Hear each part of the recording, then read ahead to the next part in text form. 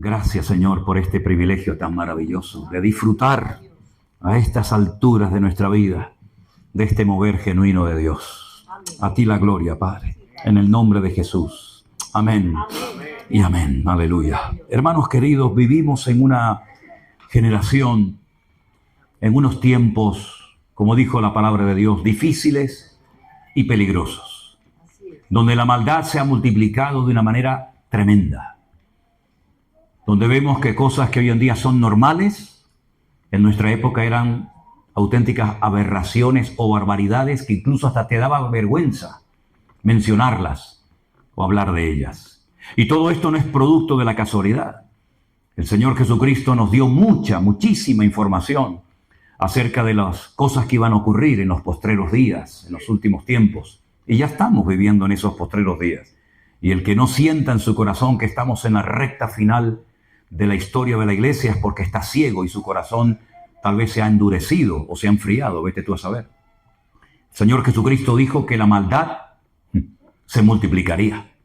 No nos dijo por cuánto, pero que la maldad se ha multiplicado en todas partes, en los colegios, en el mundo de la política, en las universidades, en las iglesias. Por todas partes vemos maldad, injusticias y una larga lista de cosas. Y no tenemos que sorprendernos. El apóstol Pedro dijo: yo procuraré después de mi partida que todo lo que yo vi y recibí de parte del Señor os quede constancia, os quede por escrito, para que vuestra fe sea renovada, ¿no?, y fortalecida cada día. Y dice: y no os sorprendáis, por favor, que nadie se lleve las manos a la cabeza diciendo: ¿pero qué está pasando? Porque el fuego de prueba ya ha comenzado y el Señor está comenzando a limpiar y a tratar con su iglesia, con su pueblo. Y tenemos muchísima información a lo largo y ancho de la palabra de Dios para saber cómo tenemos que actuar y cómo tenemos que comportarnos. Y todo esto que ha sucedido, donde nosotros hemos utilizado las redes sociales, el poder de las redes sociales para llevar a la gente a un compromiso con el Señor, a ser autodidactas, a no depender de un pastor, de una iglesia, de un culto, de un retiro, sino preparados en casa para que en cualquier momento que nos vuelvan a encerrar o que nos cierren las iglesias o lo que suceda, con permiso de Dios, sepamos cómo tenemos que actuar. Que nos enamoremos de la palabra. Está bien reunirnos, está bien escuchar los cultos, ver los devocionales, venir a reuniones como esta, está muy bien. Pero hermanos queridos, tenemos que estar preparados para aún cosas peores que se avecinan en el horizonte y que la iglesia tiene que estar preparada. A lo largo de la Biblia, no digo en todos los libros, pero sí en 3/4 partes de la Biblia, 3/4 partes de la Biblia, es un material profético cargado de una información espectacular para que la iglesia supiera adaptarse y moverse en cada etapa de la historia en la cual ha vivido. Lógicamente nosotros no somos o no formamos parte de la iglesia primitiva, donde allí mataban a los hermanos y los encarcelaban como cosa normal. Nosotros estamos viviendo en otro tipo de persecución, tal vez más diplomática o más camuflada, pero no deja de haber persecución de alguna u otra manera. Ahora bien, cuando vamos a la palabra de Dios, encontramos que el Señor siempre nos dice: velad y orad, que no os sorprendan estas cosas, que no venga el ladrón y os robe la bendición de vuestros corazones, ¿no? La pregunta es ¿cómo puedo velar? ¿Cómo puedo prepararme adecuadamente para lo que se avecina? Permítame llevarles al último libro de la Biblia, que es el libro del Apocalipsis, donde un anciano llamado Juan, uno de los hombres que vivió más cerca del corazón del Señor Jesucristo, escribe este libro. Y él está desterrado en una isla aquí en Europa llamada la isla de Patmos. Una isla donde los romanos lo habían lanzado, como antaño, por ejemplo, se mandaba a la gente al destierro a la isla de Fuerteventura. Quiero recordarles que el dramaturgo español Miguel de Unamuno fue desterrado a la isla de Fuerteventura, porque aquello es un páramo tremendo, no es la Fuerteventura turística de hoy en día, ¿no? Los romanos mandaban a la gente para que se murieran de hambre, de sed, de frío o de lo que fuera a la isla de Patmos, después de haber intentado en varias ocasiones acabar con la vida de Juan. No piensen que Juan no había pasado por luchas y por pruebas, pero él había recibido una promesa. Y las promesas de Dios se cumplen sí o sí en nuestras vidas. El Señor le dijo cuando estaba restaurando a Pedro junto al lago de Genesaret: Pedro, ¿tú me amas? Cuando Pedro le dice en varias ocasiones que ama al Señor, el Señor le dice, muy bien, te voy a dar otra oportunidad. Apacienta a mis corderos, atiende mi rebaño, atiende mi obra. Y después le profetiza la forma como él va a morir. Cuando Pedro escucha aquella palabra que va a morir crucificado, glorificando de esta manera al Señor, se queda mirando a Juan y le dice, Señor, ¿y a este qué le vas a decir? Y el Señor le dice, déjalo, porque yo quiero que él quede hasta que yo venga. Y dice que se corrió el rumor entre los discípulos de que Juan no iba a morir. Pero el mismo Juan en el Evangelio, en el último capítulo, dice, no me dijo el Señor que yo no iba a morir. Ustedes interpretaron mal la palabra. Lo que me dijo el Señor es que yo iba a quedar hasta que yo viera su venida. Evidentemente el Señor Jesucristo aún no ha venido. Bueno, vino la primera vez, evidentemente, ¿no? Pero no en su segunda venida. Pero él sí la vio, digamos, de una forma profética, a través de sueños, a través de visiones, y por eso él escribe el libro del Apocalipsis, donde él relata la segunda venida del Mesías, de Cristo, y los acontecimientos previos a su venida y los acontecimientos posteriores a su venida. Y él está en la isla de Patmos y dice en el capítulo 1, verso 10, yo estaba en el Espíritu en el día del Señor. Y oí detrás de mí una gran voz como de trompeta. Yo estaba en el Espíritu en el día del Señor. Esto del día del Señor tiene una doble interpretación, pero voy a decir cuál es la correcta en este caso. El día del Señor muchas veces en el Antiguo Testamento hace referencia al Shabbat, al día de reposo, al séptimo día. Ese era el día que se apartaba para la familia, no necesariamente para el culto, sino era el día de reposo. Es el único día de la semana que tiene nombre. En hebreo los días de la semana no tienen nombre. Yom Rishon, Yom Sheni, Yom Shalishi, Yom Revi, Yom Hamishi. Es el día primero, día segundo, día tercero, día cuatro. No hay como nosotros lunes. Claro, el lunes el culto a la luna, el martes a Marte, el miércoles a Mercurio. No existe eso en hebreo, son números. Pero el último día, el primer día de la semana, se le llama Shabbat, que es el día de reposo, el día en el cual se reflexiona en torno a la palabra de Dios, el día en el que se reúne toda la familia, los padres bendicen a sus hijos con imposición de mano, etcétera, etcétera. A eso hace referencia muchas veces la expresión el día del Señor. Pero hay otra expresión, o mejor dicho, la misma expresión, que se aplica a la aparición del Señor. El día del Señor, del cual hablan muchos profetas en el Antiguo Testamento, habla acerca de su segunda venida. Y a esa es a la que se está refiriendo Juan en esta ocasión.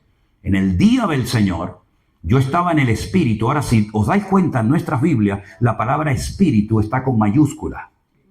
¿La veis ahí? Apocalipsis 1:10. En hebreo no existen palabras con mayúsculas y palabras con minúscula. Entonces, si tú ves la palabra espíritu con mayúscula, se está refiriendo al Espíritu Santo, ¿no? Pero si pone espíritu en minúscula, se está refiriendo al espíritu humano. Pero esa diferencia no existe en hebreo por la mayúscula o por la minúscula, sino que cada palabra, cada término tiene su palabra adecuada, por lo tanto, no hay lugar a confusión. Él estaba en el Espíritu de Dios, estaba conectado con el Señor, a pesar de que es un anciano con casi 100 años, a pesar de que ha sido desterrado a la isla de Patmos para morir, a pesar de la circunstancia, él ha mantenido su contacto con el Señor.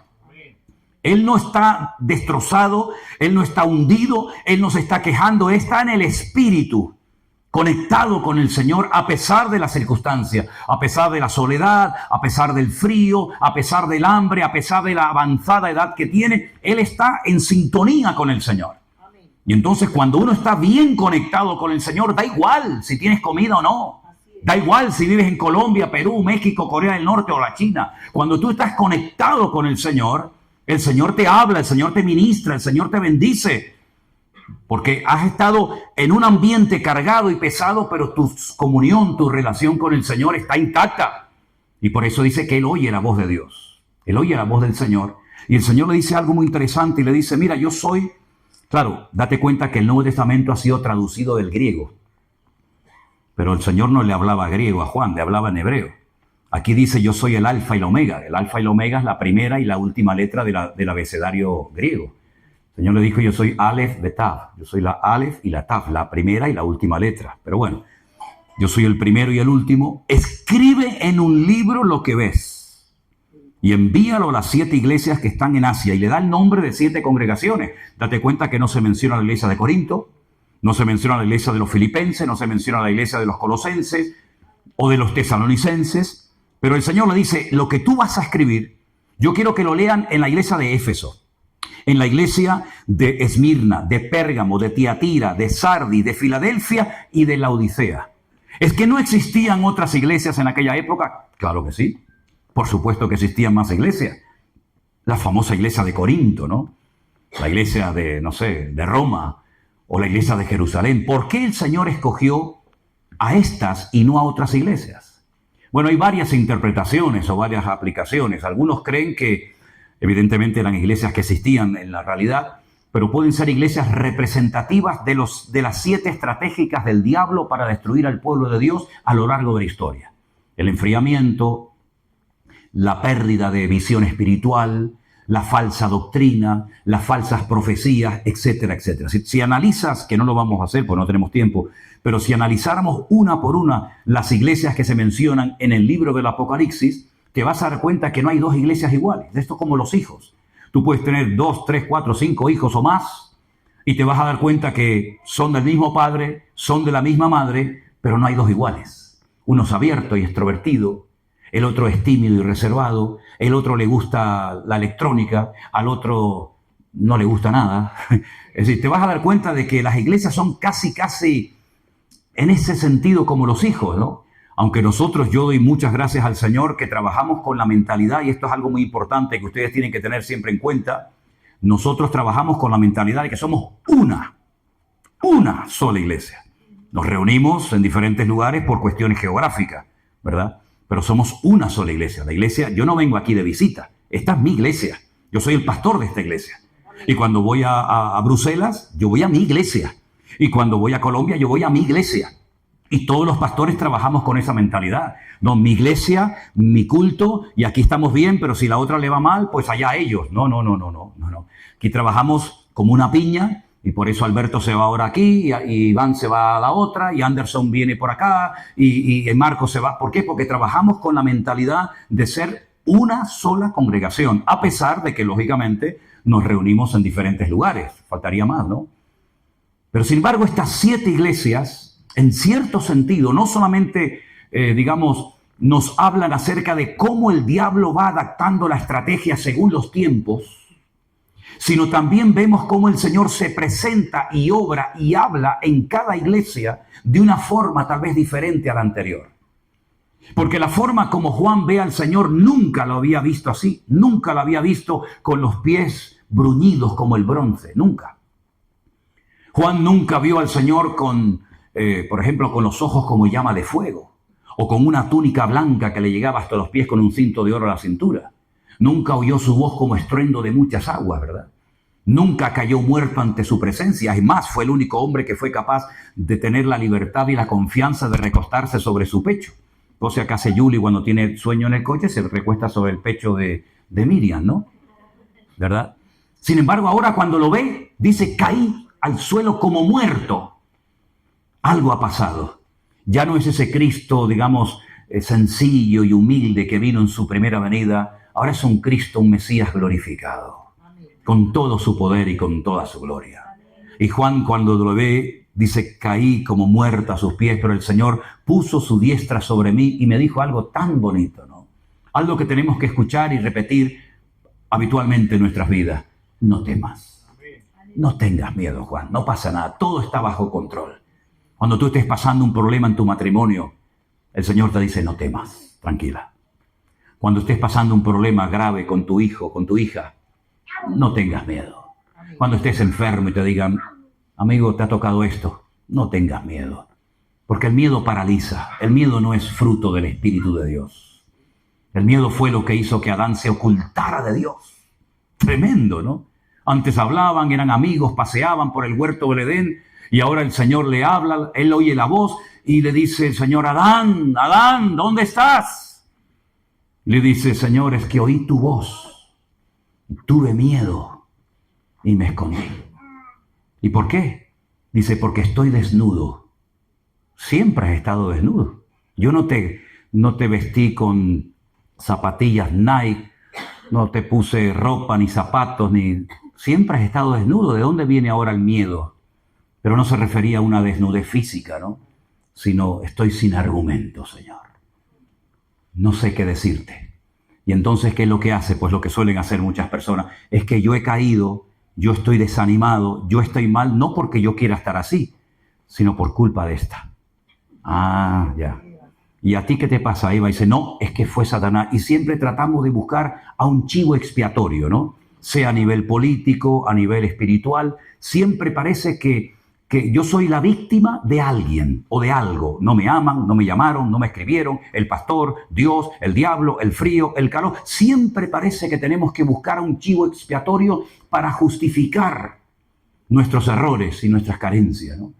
Ya también lo intentó Job en su momento. La Biblia dice que Job empezó a argumentar y argumentar y argumentar con Dios. Y cuando terminó la conversación, el Señor le dice, para un momentito, Job, ¿me vas a condenar a mí para justificarte tú?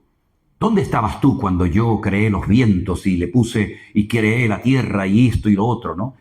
Así que en el libro del Apocalipsis, Juan recibe un mensaje para 7 congregaciones que, quitando la iglesia de Filadelfia, ¿sí?, todas tenían una situación complicada. Por ejemplo, la primera iglesia, la de Éfeso, dice que se habían enfriado, habían perdido el primer amor, habían trabajado, habían probado a los que se dicen ser apóstoles. Qué bueno sería que muchos de los que se llaman hoy en día apóstoles los probaran, porque dice la Biblia que los de Éfeso probaban a los que se decían ser apóstoles y los habían hallado mentirosos. Pero sin embargo, a pesar de que la iglesia de Éfeso había sufrido y trabajado y tenía un discernimiento espiritual, por lo menos lo tuvo durante un tiempo, el Señor dice, tengo contra ti que has dejado tu primer amor. Y eso es un problema grave, porque si no cambias esta situación, si no vuelve otra vez a arder tu corazón con el fuego de Dios, con la pasión de Cristo en tu corazón, yo voy a apagar la luz de la iglesia. Y ahora en mayo vamos a estar en Éfeso. Yo en mayo ahora viajo y voy a estar en Pérgamo, en Tiatira, en Sardis, en Filadelfia, en todos estos lugares. Y por ejemplo en Éfeso, cuando vayamos, le voy a enseñar a los hermanos montones de ruinas. Allí no hay iglesia, no hay nada. ¿Por qué? Porque no se arrepintieron y no volvieron otra vez al Señor. Si hay alguien aquí que estuvo bien con el Señor, pero te has enfriado, te has apartado y ya no eres ni la sombra de lo que eras, hoy el Señor te ha traído aquí para volver a poner fuego en tu corazón, para restaurar tu comunión con el Señor, para que no vivas del recuerdo de lo que fuiste, de lo que hiciste, sino puedas caminar de victoria en victoria y de gloria en gloria y de triunfo en triunfo en el nombre del Señor. Y eso no lo hizo, lamentablemente, la iglesia de Éfeso. Se apagaron. La iglesia de Esmirna, el diablo echará a algunos de vosotros en la cárcel. En otras palabras, le está profetizando, vais a ser perseguidos. No sé si hay alguien aquí que en tu momento, en tu iglesia, en tu denominación, te enseñaron que la iglesia no iba a pasar por ningún tipo de pruebas, de luchas, de persecuciones, de dificultades, sino que nos íbamos y las persecuciones y todo lo terrible era para los judíos, para ellos, ¿no? Pues el Señor le está diciendo aquí a la iglesia de Esmirna, prepárense porque algunos de ustedes van a morir y la iglesia va a ser perseguida. Por lo tanto, no hay ninguna promesa de que no se van a meter con nosotros. Es más, yo no estoy preocupado porque se metan con nosotros. A mí lo que me hace pensar es por qué no se meten más con nosotros. Porque si realmente nuestra vida está haciendo un impacto y está marcando una diferencia en tu universidad, en tu oficina y en tu puesto de trabajo, tú no puedes pasar desapercibido. En algún momento alguien te dirá, tío, tú eres medio raro, ¿no? No te han dicho, tú eres raro, ¿no? ¿Tú dónde vas? Tú no dices palabrotas, no cuentas chistes verdes, no estás todo el día hablando de esto y de aquello. ¿Tú de qué vas? Seguro que a más de uno le han dicho eso, ¿no? Bueno, pues eso es lo que tenemos que marcar una diferencia en esta sociedad, ¿verdad? Aquí en España, lamentablemente, no sé tanto en Madrid, pero mi padre era, por ejemplo, de Aragón, y allí el nombre de Dios se blasfema cada 2 por 3, y en el País Vasco ni te cuento. Gracias a Dios en Canarias no hay esa costumbre, pero cuando yo estuve en el ejército, ahí todo el mundo, Dios para arriba y Dios para abajo. Y a mí me decían, ¿y tú por qué hablas diferente? Bueno, pues yo le decía, gracias a Dios de que soy cristiano, porque si yo fuera un recién convertido y te oigo blasfemar contra mi Dios, te hubiera dado un trompazo que te arranco la cabeza en un momento, ¿no? Pero eso es lo que yo hacía cuando me convertí, que agarraba a mis amigos así por el cuello, los llevaba al culto Y el pastor me decía, no, Manolo, no es así. Digo, pero es que no me hace caso, pastor, es que no se quiere convertir. No, que no es así, Manolo, tranquilo, relájate. Dice que le doy una... Y entonces tuve que aprender, ¿verdad? Tenemos que marcar una diferencia. Y a veces, pues, esa diferencia hace que te critiquen, que te calumnien, o que incluso te digan, o cambias o te echamos del trabajo. ¿Qué te parece? Cada iglesia tenía un problema. Por ejemplo, había una iglesia donde dice la Biblia que tenían nombre de que tenían vida y sin embargo ya se habían muerto hacía mucho tiempo. Otra iglesia había perdido la presencia de Dios y no se habían dado cuenta. Por ejemplo, la iglesia de la Odisea. En otra iglesia había una falsa profeta que la llamaban Jezabel, que puede ser que se llamara Jezabel de verdad o que sea un nombre simbólico de aquella famosa Jezabel del Antiguo Testamento que cuando los perros se la comieron, pues lo vomitaron, porque es que aquello era terrible, aquello. Después del diablo, esta mujer era terrible, ¿no? Y había otra iglesia, pues que había permitido que falsas profecías, es decir, una falsa expectativa, naciera dentro de la iglesia. Yo me preguntaba en estos días, y si el Señor nos escribiera una carta a nosotros, ¿qué nos diría? ¿Y sabes qué es lo que sentí en mi corazón? Que ya Dios nos escribió no una ni dos, muchas cartas. Nos escribió la carta a los romanos, la de Corinto, la de Éfeso, la de Esmirna, la de Pérgamo. Todos esos mensajes son para nosotros, para que no tengamos excusa y no podamos justificar nuestra falta de madurez, nuestra falta de obediencia, nuestra falta de santidad. Ya tenemos toda la palabra de Dios escrita en nuestras manos. Imagínense ustedes que fuéramos miembros de la iglesia de Corinto. Tendríamos dos cartas, primera y segunda de Corinto. Pero ¿y qué le dijo Pablo a los romanos? Ah, yo no sé. ¿Y qué le dijo Pablo a los tesalonicenses? Pues no lo sé. Pero gracias al Señor que toda la información que necesitamos para poder vivir vidas cristianas victoriosas, ya la tenemos. Ya tenemos la información para ser cristianos santos, agradables a Dios, aprender a esperar, no huir del trato de Dios, dejar atrás el pecado, vivir en unidad, vivir en humildad. Ya lo tenemos todo en la palabra de Dios. No tenemos que inventarnos nada. Ya el Señor ha revelado su palabra y la tenemos por escrito en nuestro propio idioma para que no tengamos excusa y sepamos cómo tengo que tratar a mis hijos. Y cómo tengo que administrarme económicamente. Algunos que han sido unos botarates toda la vida, que todo lo que ganaban, vamos, a la media hora ya se la habían fundido. Pues la Biblia te dice cómo tienes que llevar tu economía para que sea un hogar bendecido y no sea aquello una casa de locos. Y el Señor nos da sabiduría para saber cómo organizar y pastorear una iglesia, ¿verdad? Y, en otras palabras, la palabra de Dios es el manual perfecto que tenemos para vivir vidas cristianas poderosas y victoriosas. Y que nuestras iglesias sean puntos de luz. Y que la gente vea en nosotros algo diferente, una forma de comportarnos, una forma de vivir, una forma de reaccionar diferente. Que ya no le tenemos miedo a nada ni a nadie, no porque seamos, ¿verdad?, aquí una especie de Don Quijote, sino porque sabemos en quién hemos creído. Y cuando sabemos en quién hemos creído, hermanos, podemos avanzar contracorriente, porque mayor es el que está en nosotros que el que viene contra nosotros. Hemos cantado hoy, ustedes han hecho así, no estábamos espantando moscas. Por un camino vendrán y por 7 huirán, bendito sea Dios. Bueno, quiere decir que el Señor nos ha capacitado para ser eficaces en el reino de Dios. Y por eso este año, que ya comenzó con sangre y fuego, no sé si os habéis dado cuenta, pero nos levantamos una mañana los primeros días del mes de enero y había habido un incendio y un montón de chavales jóvenes que habían muerto en Suiza. Y yo dije, uy, cuidado, porque las circunstancias y lo natural nos hablan de un trasfondo espiritual. Ya sé que el hombre natural, como dice la palabra de Dios, 1 Corintios 1, no sabe discernir las cosas de Dios, para él son locura, no entiende lo que está pasando, pero dice la Biblia, pero el hombre espiritual, el hombre que ha nacido de nuevo, el hombre que tiene al Espíritu de Dios en su corazón, tiene una lectura diferente de las cosas. Y yo cuando vi que los primeros días de enero ya empezaron con muertes de jóvenes, con fuego, con cosas destruidas, yo dije, ya está, ya nos está indicando el Señor cómo va a ir el resto del año. Y en pocos días de enero, que aún no ha terminado, fíjate las cosas que han pasado. ¿Quién le iba a decir a este del bigotito que decía, ven para acá, cobarde, aquí te estoy esperando? Pues fue para allá y lo buscó. ¿Quién te iba a decir? ¿Quién te iba a decir a ti esos cambios? Y en unos días vamos a ver otra vez el lío con Irán y los israelíes y los hutíes y los de Gaza. Nosotros nos vamos ahora en febrero y yo le dije a Elena, digo, a ver qué nos encontramos allí. Porque cuando nos dice, ¿y cómo está aquello? Yo te digo, hoy, ahora mismo, tranquilo. Mañana, cójame el niño, por favor. Hoy está tranquilo. Pero y mañana no sé qué decirte.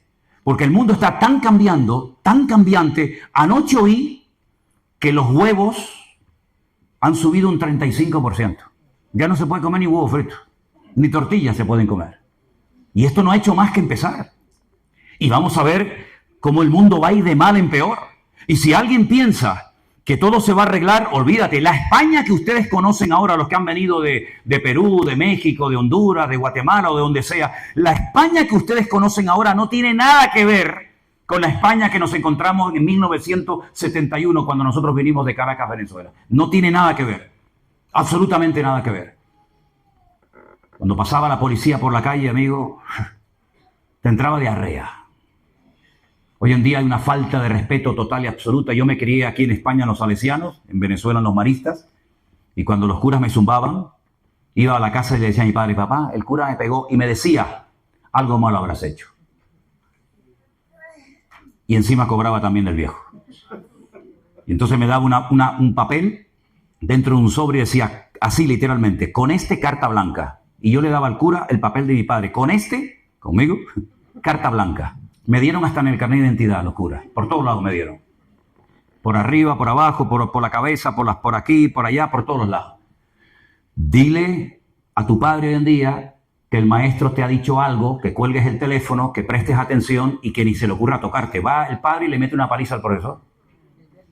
Entonces, pero hombre, ni tanto ni tampoco, ¿no? Yo he visto en Tenerife chavalas borrachas y drogadas perdidas gritándole a la Guardia Civil. Sí, hombre, hazlo hace años, pégale un grito a un guardia civil, te mete ¿Has visto a la niña del exorcista? Que le da la cabeza así vuelta. Así te pasa, ya da vuelta así, Todo eso que es hoy en día normal, en nuestra época era totalmente anormal y ni se te pasaba por la imaginación. Y la iglesia también ha cambiado. La iglesia en la que yo me convertí era una iglesia sana, donde no había cosas raras. Hoy en día tú dices, ¿pero eso qué es? ¿Una iglesia o un circo? ¿Una iglesia o un teatro? Ahí hay un tipo que tiene una elocuencia y un carisma brutal que tiene enloquecido a la gente y el tío vive como un marajá mientras el resto del pueblo a dos velas.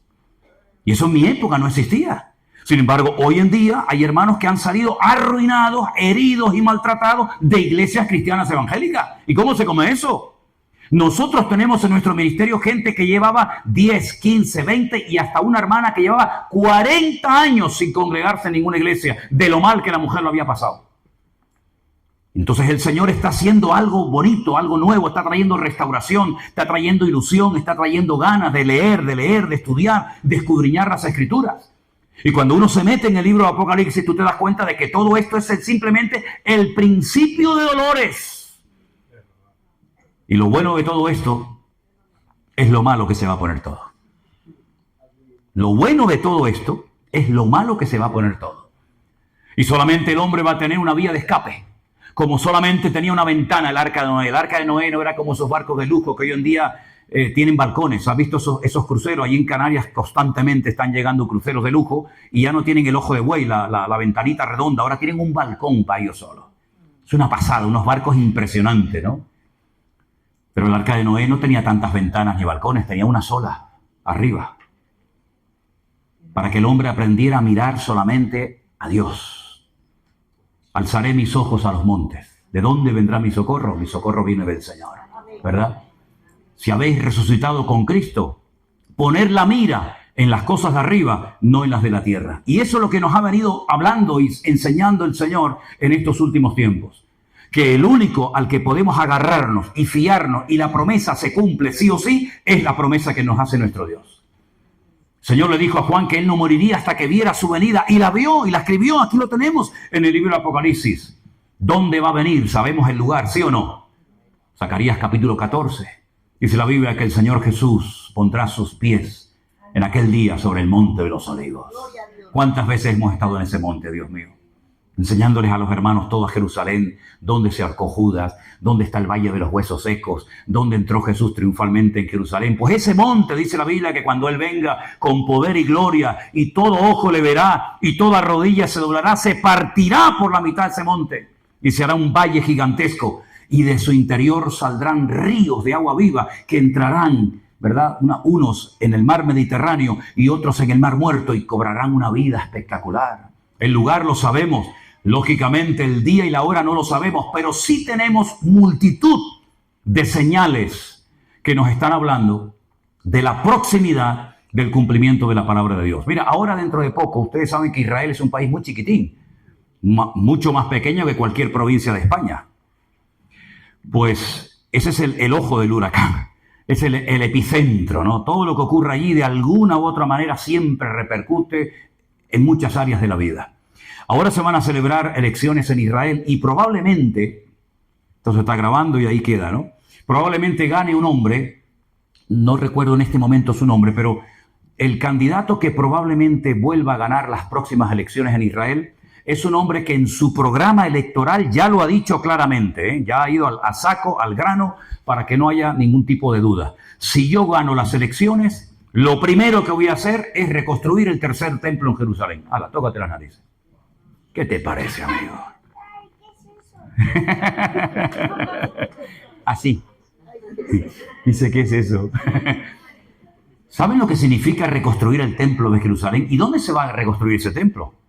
En lo alto del monte Moriah, que antiguamente era un monte, pero que ahora es una explanada gigante. Y en el centro mismo de esa explanada hay una cúpula redonda, no es una mezquita, es el domo de la roca.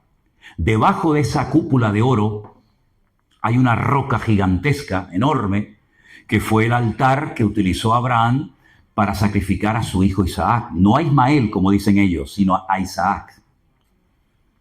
Y ellos dicen que ese es el centro geográfico del mundo, el ombligo de la tierra. Allí estaba el centro del jardín del Edén, como ellos dicen, ¿no? Y al lado hay una cúpula más pequeñita, como de color bronce o marrón, que se llama la famosa mezquita de Al-Aqsa, donde están los mártires de Al-Aqsa y toda esa historia. Pues en ese lugar se tiene que reconstruir el tercer templo. Pero resulta que durante siglos, escucha bien esto, siglos, faltaba un elemento indispensable. No hablo de la menorá, del candelabro de 7 brazos, ni de otros elementos. Todo eso ya está preparado, la ropa, las trompetas, los instrumentos, absolutamente todo. Hasta aceite de aquella época también, para ungir. Faltaba un animal. Qué cosa más rara, Faltaba la parada humana, la vaca roja, una vaca que tiene todos los pelos de su cuerpo de color rojo, no puede tener ni uno diferente porque automáticamente queda descartada y no se puede manipular genéticamente. Y entonces esa vaca se pone sobre el altar, se sacrifica, se quema totalmente, según el ritual de la ley de Moisés, ¿vale? Y con esa ceniza es como una especie de jabón, por así decirlo, se purifica la explanada del templo y se limpia no sé qué, y se limpia aquello y se limpia tal. Y esa vaca no aparecía, y no aparecía, y no aparecía por ningún lado. Pero resulta que hay una población en Israel donde últimamente estamos llevando a los grupos que se llama Shiloh. Shiloh es una montaña que está en medio de un montón de poblaciones árabes y allí atravesando parte de Samaria llegamos con los grupos y allí le explican con películas y con hologramas toda la famosa historia del Mishkan o del tabernáculo de Moisés. Cuando entraron las 12 tribus de Israel a la tierra prometida, colocaron el tabernáculo en Shiloh y estuvo por más de 400 años. Y allí se crió Samuel, allí subía Ana, allí subía Elcana, allí estaba Ofni, allí estaba Fines, allí estaba el sacerdote Elí, etcétera, etcétera. Hasta que los filisteos vinieron, le prendieron fuego al tabernáculo y se destruyó. Y vamos allí con los grupos y resulta que allí hay una proyección de una película. Y cuando la película termina, suben la pantalla, imagínense detrás de esta pared, la suben hacia arriba, y allí encontramos las famosas vacas rojas. Antes había 6, creo que ahora solamente hay 5, y es impresionante ver esos animales que hacía siglos que no aparecían, y ya están allí preparados, y han venido gente de Estados Unidos, del estado de Texas, para cuidarlas y mimarlas porque no pueden tener ninguna marca, no pueden sufrir ningún daño. Son vacas que están especialmente preparadas y, digamos, diseñadas de alguna manera para sacrificarlas en el templo de Jerusalén. Entonces uno dice, ¿y qué falta para que esta gente suba arriba y construya el templo? Nada, ya está todo listo. Y este señor que se quiere presentar ahora a las próximas elecciones, que probablemente las gane, pues resulta de que lo primero que ha dicho es, yo voy a reconstruir el templo de Jerusalén. ¿Habla la Biblia acerca de esto? Por supuesto que habla la Biblia. El apóstol Pablo, inspirado evidentemente por el Espíritu Santo, dijo que el anticristo, este político, este líder mundial, dice que odia todo lo que es objeto de culto, tanto que se sienta en el templo de Dios, haciéndose pasar por Dios. Es decir, que si este político va a ir a Jerusalén, pero no al muro como van todos, sino arriba al templo y lo va a profanar y va a decir, aquí no se adora a nadie más que a mí, quiere decir que para que esa profecía se cumpla, tiene que ser reconstruido el templo de Jerusalén, ¿sí o no? Pues ya está todo listo. Y si este señor gana las elecciones, ya digo, y comienzan a reconstruir, claro, algunos dirán, pero claro, ahí arriba están los árabes, tú. Cuidado que esa esplanada de las mezquitas está bajo protectorado de Jordania, del rey Hussein. Y se va a liar una que no veas. Claro, es que ya lo estoy diciendo. Es que esto no va mejor, esto va peor. ¿Por qué piensan ustedes que están tratando de acallar y de frenar y no destruir, porque no lo van a destruir completamente, porque lo dice la Biblia? ¿Por qué están tratando a Irán de que no tenga la bomba atómica, de que no tenga misiles? ¿Por qué se va a atacar otra vez a Irán? Esto es cuestión de días o de semanas. ¿Por qué se va a atacar? Porque se vuelve a repetir la historia. Porque si usted quiere saber lo que va a suceder, tiene que saber lo que ha sucedido en el pasado. Porque la Biblia dice qué es lo que será. Lo mismo que fue. Cuando David sintió en su corazón el anhelo, el deseo de construir un templo para Dios, Dios le dijo, tú no lo vas a construir. Y algunos dicen, bueno, es que había derramado mucha sangre, pero es que no se refería a esa sangre, porque esa sangre que había derramado y esos enemigos que había derrotado era por mandato divino. Entonces, primeramente me matas para que los destruya y ahora no me dejas construir el templo porque he derramado sangre. ¿No se referiría más bien a la sangre inocente de aquel soldado llamado Urías? Ay, amigo, tú has matado a Urías, te has acostado con su mujer y te voy a permitir a ti levantar el templo. No, hasta ahí podríamos llegar, amigo. Tú somete a todos los enemigos, haz los tributarios que te pagan impuestos, uno que te traiga la madera, el otro que te traiga el oro. Prepara todo porque será tu hijo Salomón el que construya el templo de Jerusalén en un periodo de paz de 40 años. Ahora hay un enemigo en Oriente Medio que ha dicho claramente, queremos hacer una fiesta nuclear en Israel, destruir Tel Aviv, destruir Jerusalén, etcétera, etcétera. A ese enemigo hay que frenarlo temporalmente y cuando todos los enemigos de la zona, curioso, ¿no? Todo esto de los pactos de Abraham, ahora se habla de los pactos de Ciro, cuando todos los enemigos estén, entre comillas, quietos durante un tiempo, se reconstruye el templo, y a los 3 años y medio de haber reconstruido el templo, se monta otra vez la marimonena, se monta otra vez el follón, y entonces será tiempo de angustia, cual nunca la hubo desde que hubo gente hasta entonces. Pero en aquel tiempo será libertado tu pueblo, y verán la gloria del Señor. Por lo tanto, hermanos, hay una generación que tendrá que ver todo esto. Hubo una generación que vio el diluvio, hubo una generación que visitó y disfrutó del templo de Jerusalén. Hubo una generación que conoció y caminó personalmente con Jesús. Pero tendrá que haber una generación que vea la reconstrucción del templo, que vea cómo las profecías de los últimos tiempos se cumplan. Y yo creo que nosotros ya formamos parte de esa generación. Y creo que lo que Dios ha estado haciendo de una forma especial desde el año 2020 ahora es reunir a un remanente de familias, de jóvenes, de pueblo de Dios, para que estén preparados para lo que se avecina en el horizonte. Y hay algo que es fundamental y es algo que Dios respeta aún hasta en el inconverso cuando lo practica, y es la unidad. Hemos leído y hemos cantado y hemos predicado 1000 veces del famoso Salmo 133, que dice, mirad cuán bueno y cuán delicioso es habitar los hermanos juntos en armonía. En hebreo dice, que sean uno, a pesar de que pueda haber diferentes opiniones, o uno. Y ahí es donde Dios va a enviar bendición y vida eterna. Lo cual quiere decir que Dios nos está enseñando a trabajar juntos, en armonía, aunque uno es bautista, y el otro es pentecostal, y el otro es payo, y el otro es gitano, y este es de Perú, y el otro es de México, pero hemos aprendido el poder de la unidad. Fíjense qué poderoso es el principio de la unidad, que cuando Dios mandó el diluvio no había unidad. Cuando Dios decidió eliminar la humanidad por medio de las aguas del diluvio, Todos se peleaban los unos contra los otros. Había violencia, había agresividad, había abuso de poder. Al no haber unidad, Dios dijo, basta, hasta aquí hemos llegado. Amigo, pero cuando se juntan para construir la torre de Babel, dice que estaban unidos como una piña, eran uno. Todos hablaban lo mismo, y no solamente se refiere a que hablaban el mismo idioma, sino que estaban unidos en un mismo sentir, con un mismo proyecto, con un mismo plan. Y entonces Dios, respetando el principio de unidad, lo que hace es que los confunde, pero no los destruye. Si eso pasó con los inconversos, ¿cuánto más si somos capaces de unirnos en el nombre de Jesús para trabajar juntos? ¿Entienden ahora el poder de la unidad? ¿Entienden por qué Pablo, a punto de morir en la cárcel en Roma, le dice a Epafrodito, escribe, dile a la hermana Evodia y a Síntique? Fíjate las cosas que este hombre tendría en la cabeza. Latigazos por aquí, la espalda destruida, una iglesia por aquí, un obrero que le sale rana, la iglesia que no sé qué. Y de repente Pablo dice, dile a la hermana Evodia y a Síntique que sean de un mismo sentir. Pero ¿qué más da si la iglesia tiene 500 personas, pero hay 2 que se llevan mal? Y por ahí se va la bendición.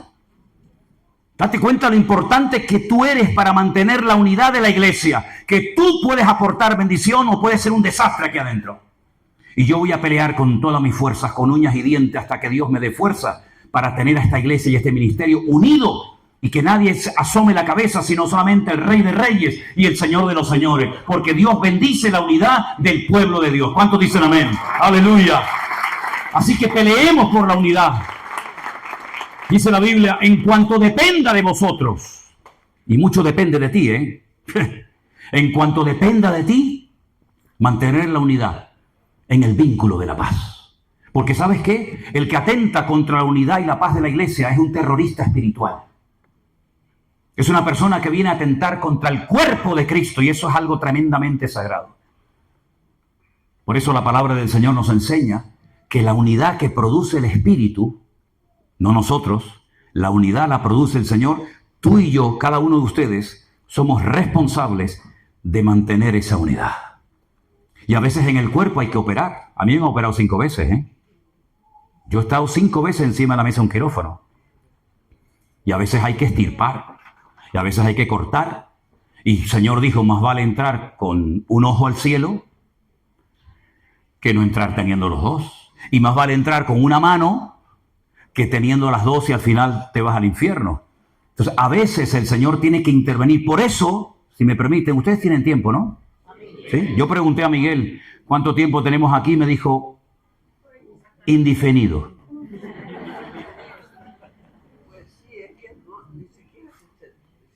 Entonces, fíjate qué curioso esto que te voy a leer ahora, porque esto es a mí algo que me ha impactado tanto. Estamos en Apocalipsis, por favor. La Biblia dice que en el libro de Apocalipsis había una mujer. Las mujeres en la iglesia son una bendición. Las que se portan bien, según la palabra, pero si no, dice que la mujer en la vida del hombre es la clave o el clavo. Tú verás. Tengo unas pocas cosas contra ti, Apocalipsis 2:20. Tengo unas pocas, pero no me gustan.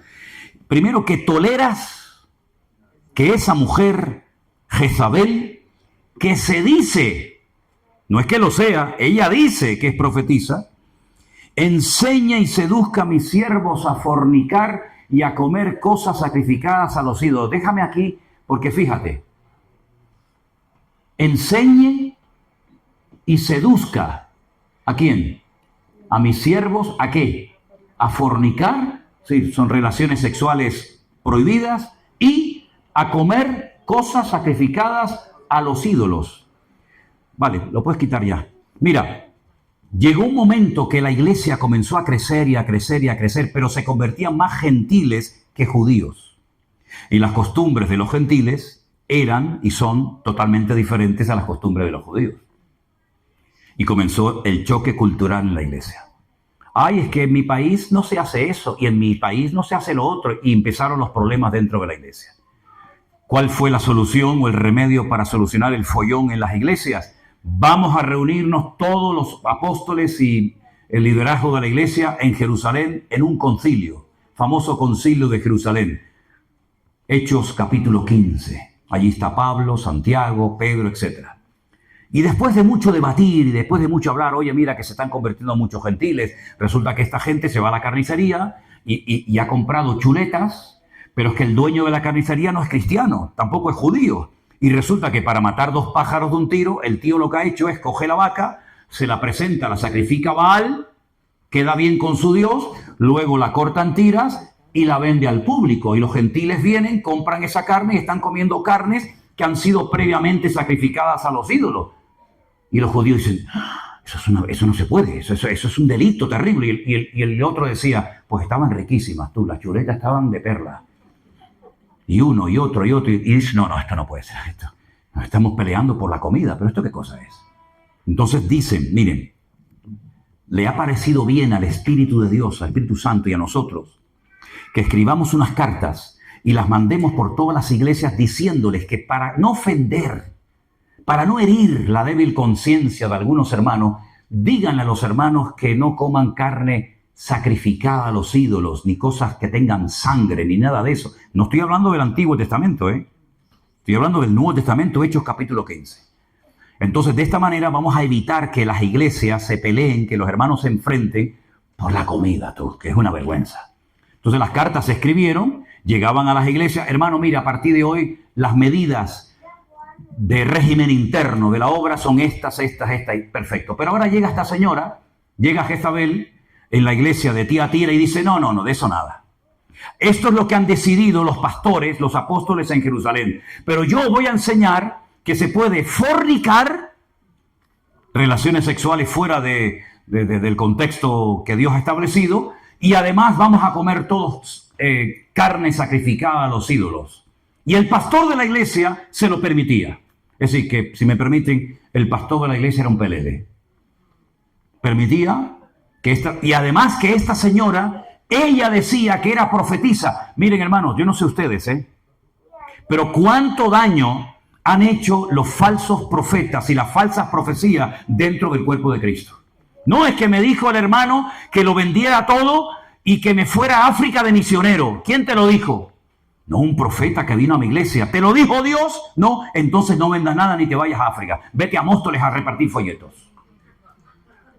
¿Cuánto daño han hecho las falsas profecías? Mire, a mí ya no, porque ya ni se me acercan, pero durante años me venían a dar profecías. La última que me quisieron dar en Estados Unidos. Yo tenía un hambre, tenía más hambre que el perro un hippie, hermano. Un hambre terrible, todo el día habla con este. Y yo tenía un hambre, estaba en la cola para comer y de repente me tocan así por el hombro y le digo, hola, ¿qué tal?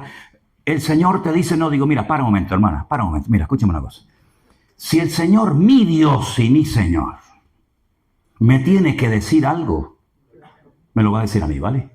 En todo caso, confirmaría. Pero no es que el Señor me ha dicho que tú serás y tendrás. Digo, no, si yo sé que seré y tendré, por eso no te preocupes, que tengo bien claro. Pero ¿cuántas veces la gente, yo he ido a cultos donde termina el predicador, ni por ahí te pudras, ni gracias le dieron al hombre que predicó 2 horas. Pero luego llega el profeta y empieza, ven hermana que te voy a dar una profecía. Como un amigo mío que yo tenía en la iglesia cuando yo era joven, no estaba casado ni nada, y estaba enamorado de una chavala de la iglesia. La chavala no hacía ni caso, Y venga y al final no se le ocurre otra cosa que llegar a la chica y le dice, hermana, el Señor me dice que te tienes que casar conmigo. Y la hermana dice, pues a mí el Señor no me ha dicho nada. A ti el Señor te habrá dicho misa, pero a mí no me ha dicho nada. Le dio una cachetada sin manos. Entonces la Biblia dice que hay que filtrar todo por la palabra de Dios. Ya no es el sentir, a mí me parece, yo creo. No, mire. Aquí tenemos la palabra de Dios por escrito. Y si alguien se atreve a decir o a compartir algo, lo tenemos que comparar con la palabra de Dios. Porque no es Dios el que se tiene que sujetar a ti. Eres tú el que te tienes que sujetar a la palabra del Señor. ¿Y cuántas veces por respeto, por ingenuidad, porque te da corte decir no? ¿Cuántas veces los hermanos se han hecho falsas expectativas? Porque alguien vino de no sé qué sitio y te dijo, como una vez vino un hermano a mi iglesia, hace años, no a esta sino a otras, y cogió una botella entera de aceite de oliva, tú. Una botella entera, y se la derramó por encima a un hombre delante de mí. Yo digo, madre mía, el aceite lo va a poner perdido. Le manchó todo, el traje, la corbata, el pantalón, y le dijo, tú vas a abrir 3 empresas. Ni abrió las 3 empresas, sino que las 2 las tenía, las fundió y se arruinó. Y encima perdimos una botella de aceite de oliva, que fue lo que más pena me dio. Entonces, hermanos queridos, hay que madurar, ¿eh? Vamos a dejar a un lado la ingenuidad. Es muy bonita la ingenuidad. Yo siempre he dicho que a mí los que más feliz me hacen de la vida y los que me hacen reír son los niños. Yo con los niños los paso pipa porque tienen una ingenuidad. Por ejemplo, cuando dije ahora, tócate las narices. Este chiquitín dice, mamá, ¿y eso qué es? Eso es una pasada, escuchar a un chaval decir esas cositas, ¿no? Pero espiritualmente hablando tenemos que madurar. Y si el pastor predica, gloria a Dios, pero yo tengo mi Biblia en la mano y voy a comparar y voy a ver si realmente lo que enseñó es bíblico o no es bíblico. Y si no es bíblico, ni Manolo, ni Perico de los Palotes, ni San Pablo bendito, lo que no es bíblico, yo no tengo la obligación de decir amén. Pero a lo que es de Dios, te guste o no, yo digo amén y me sujeto porque Dios me está hablando a través de la vida de esa persona. ¿Cuántos dicen amén? Y esto es lo que hemos querido, y gracias al Señor parece que lo estamos viendo, dentro del Ministerio Centro Evangélico Vida Nueva. Queremos que la gente sea autodidacta, que lean la palabra, que la estudien, que analicen por sí mismos si la enseñanza que han recibido en otros lugares es realmente bíblica o no.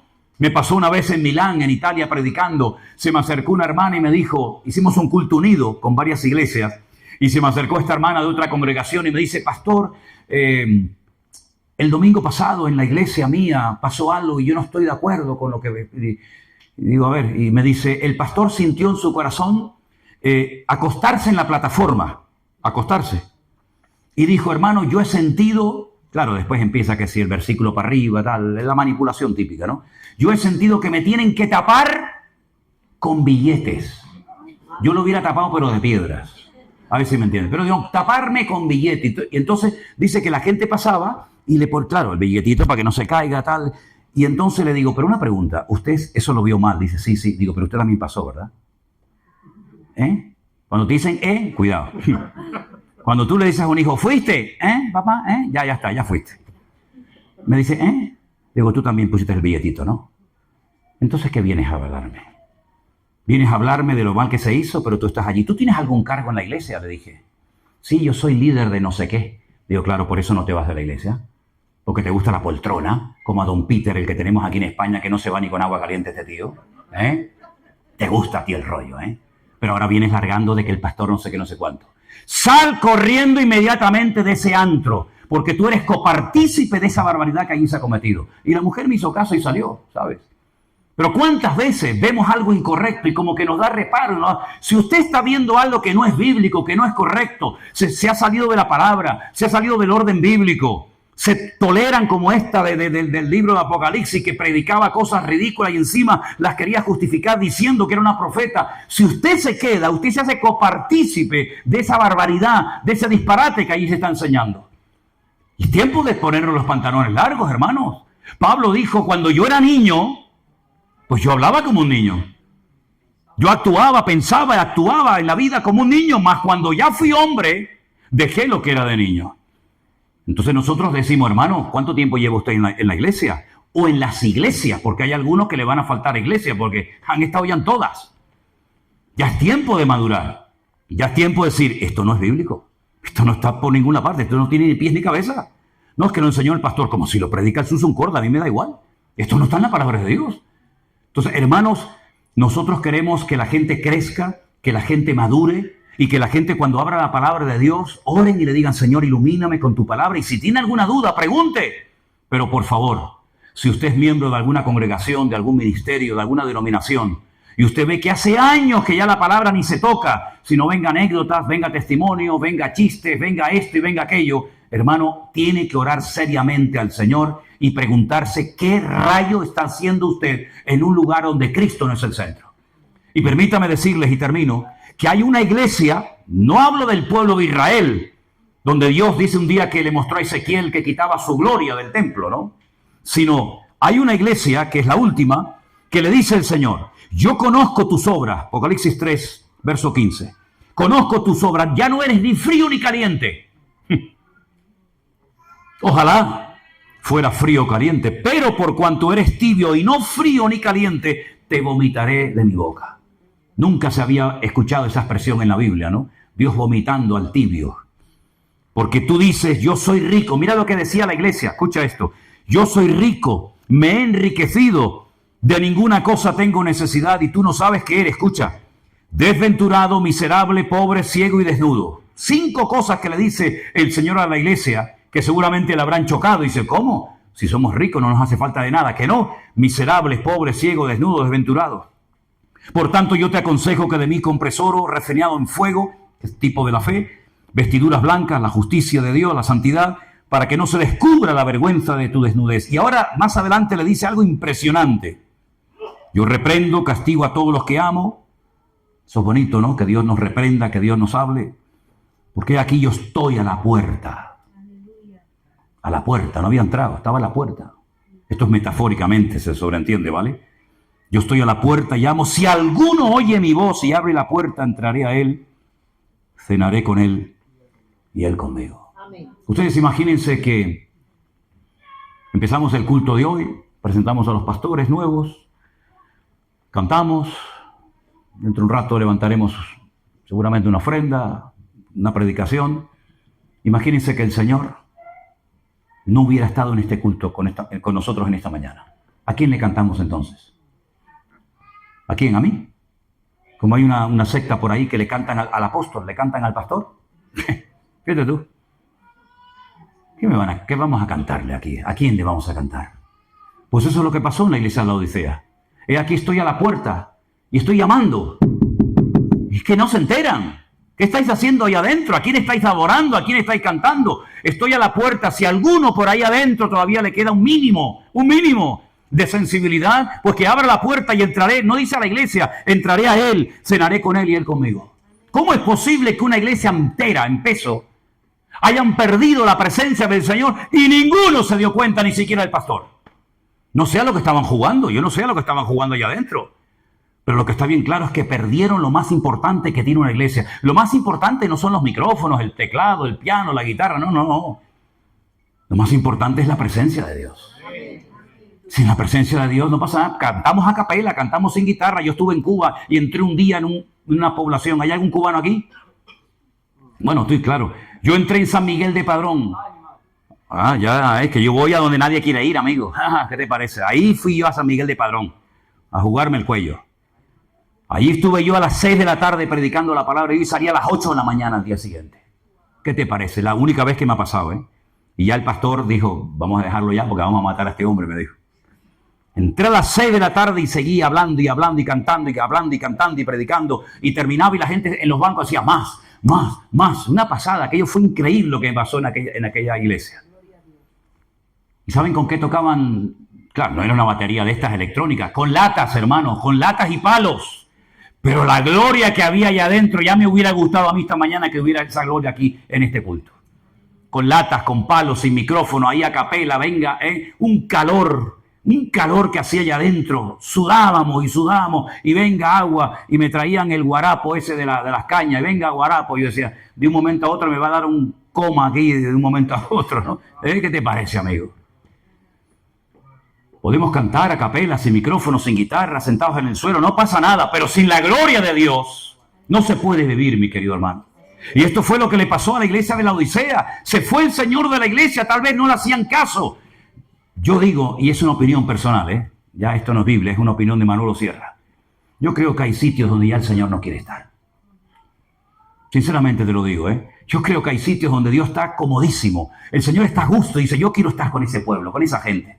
Pero creo que hay otros lugares donde Dios dice, yo ahí no entro, ahí no voy.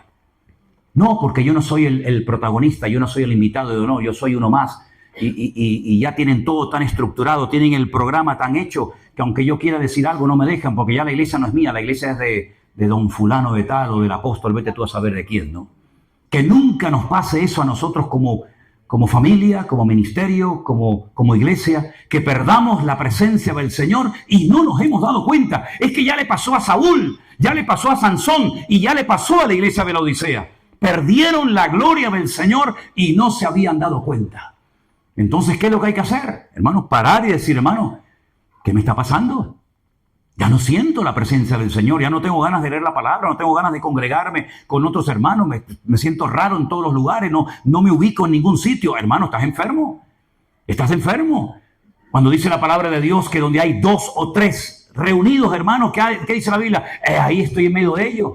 ¿Y por qué dijo 2 o 3? Porque alguna explicación tiene que tener. O el Señor dijo 2 o 3 porque no se le ocurrió otro número. No, un momento. Es que hasta el día de hoy, tú vas a Israel y no se puede hacer una reunión de oración, ni se puede abrir una sinagoga, ni hacer una reunión pública si no hay lo que llaman un minyan. Y un minyan es un número de 10 varones.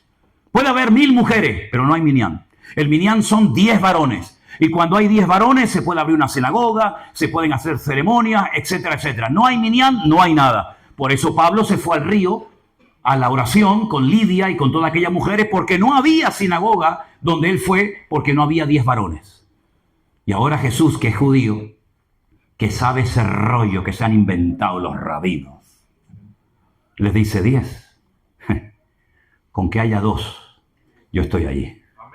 Y tú puedes decir, sí, pero ¿estoy yo solo? No, porque yo estaré contigo todos los días hasta el fin del mundo. Así que donde tú estás, yo estoy. Así que ya somos 2, ahí está mi presencia. ¿Te das cuenta? Entonces vamos a cerrar nuestros ojos en esta mañana y decirle al Señor, Señor, sigue obrando en mi vida. Aleluya. Sigue tocando mi corazón.